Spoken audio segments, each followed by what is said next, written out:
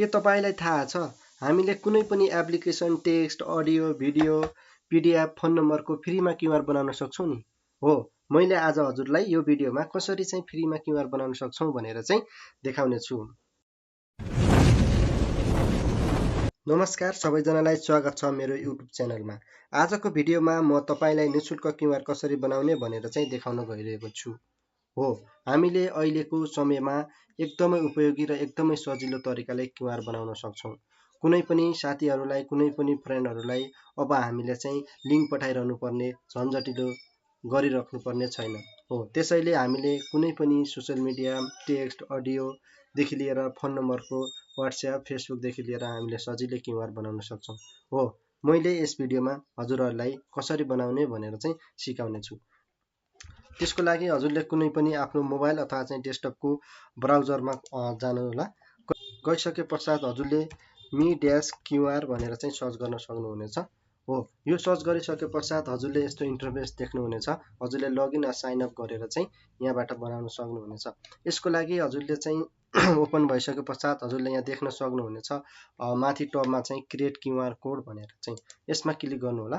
यसमा क्लिक गरिसके पश्चात हजुरले चाहिँ यहाँ देख्न सक्नुहुन्छ PDF image app store text WhatsApp YouTube देखि भिकार्ड देखि इमेल म्याप अडियो सबैको चाहिँ हामीले चाहिँ फ्रीमा क्युआर कोड बनाउन गइरहेको छु।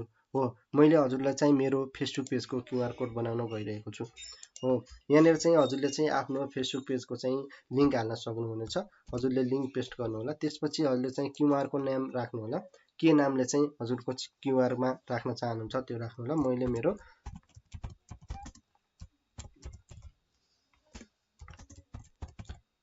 मैले मेरो फेसबुक पेजको नाम राखिसकेको छु। हजुरले चाहिँ यसपछि कन्टेन्ट क्याटेगोरी अप्सन छ यसमा चाहिँ हजुरले सिलेक्ट गर्न सक्नुहुनेछ। हजुरको क्युआर के रिलेटेड रहेको छ भनेर चाहिँ जस्तो मेरो क्युआर टेक्नोलोजी एन्ड कम्प्युटिङ सँग रिलेटेड भएको छ। यति गरिसके पश्चात हजुरले चाहिँ कस्टमाइज एन्ड डाउनलोड क्युआर मा चाहिँ क्लिक गर्न सक्नुहुन्छ। हो यति गरिसके पश्चात हजुरको क्युआर एकैछिनमा बनेको छ। अब भएन त सजिलो। हो त्यसले गर्दा अब हामीले कुनै पनि क्युआर सजिलै बनाउन सक्छौं। हो यति मात्र हो र यो क्युआर मा हामीले डिजाइन दिन सक्छौं, यसको फ्रेम दिन सक्छौं, यसको हामीले चाहिँ शेप दिन सक्छौं, कलर दिन सक्छौं है। सँगै गएर चाहिँ यसको हामीले लोगो नि बनाउन सक्छौं। हो यस्तै मेरो यो फेसबुक पेजको क्युआर हो भने मैले लोगो जस्तै फेसबुकको राख्न सक्छु हैन। सँगै गएर चाहिँ यहाँनेर मैले कुनै शेप दिन सक्छु र यसलाई गएर चाहिँ बोर्डर दिन सक्छु। यसरी पनि आफ्नो क्युआर लाई चाहिँ इजिली हामीले बनाउन सक्छौं। यति गरिसके पश्चात हजुरले आफ्नो क्युआर लाई सजिलै डाउनलोड गर्न सक्नुहुनेछ। हो यहाँनेर रहेको हजुरले चाहिँ क्युआर को तल रहेको डाउनलोड क्युआर कोड भनेको छ। हजुरले यसमा क्लिक गरेर चाहिँ आफ्नो क्युआर कोड लाई सजिलै डाउनलोड गर्न सक्नुहुनेछ।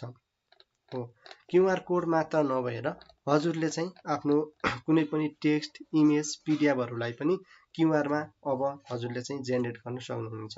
त्यसको लागि मैले एउटा हजुरलाई इमेजको क्युआर कोड बनाउन गइरहेको छु। यसको लागि हजुरले इमेजमा क्लिक गर्न सक्नुहुन्छ। क्लिक गरिसके पश्चात हजुरले अपलोड इमेज भनेर छ। अपलोड इमेजमा चाहिँ हजुरले चाहिँ यहाँ चाहिँ क्लिक गर्नु होला। यसमा हजुरले क्लिक गरिसके पश्चात कुनै पनि हजुरले चाहिँ इमेज यहाँनेर हजुरले चाहिँ अपलोड गर्न सक्नुहुनेछ।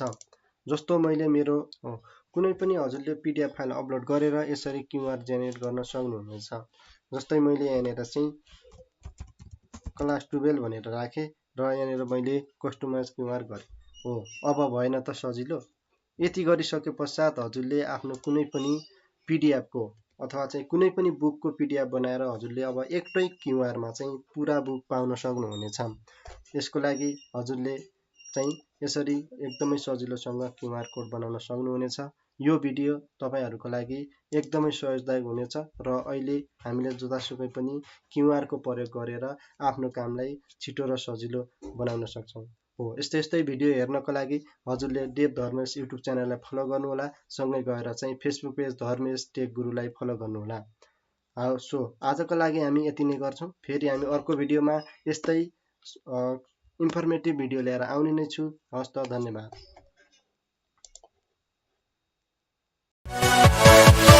Yeah.